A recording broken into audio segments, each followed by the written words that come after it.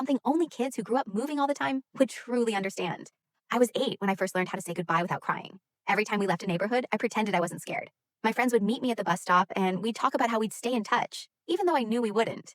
After a while, moving became normal. You learn to leave behind places before you fully belong. You learn to call different houses home, even when none of them feel like it.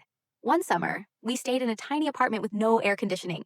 It was scorching outside, but my dad made a game out of it.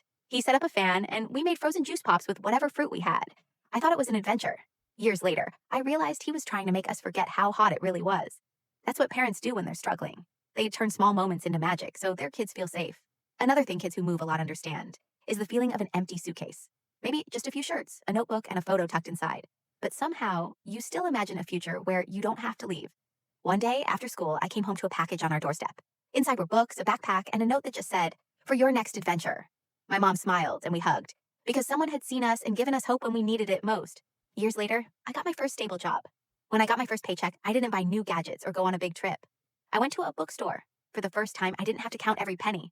I bought books, notebooks, art supplies, things I once dreamed of having. At home, I put them on a shelf, and for the first time, I wasn't afraid to open a book and believe in a future I could create. If you grew up moving often, you'll understand why those small moments mean more than any big trip or fancy possession ever could.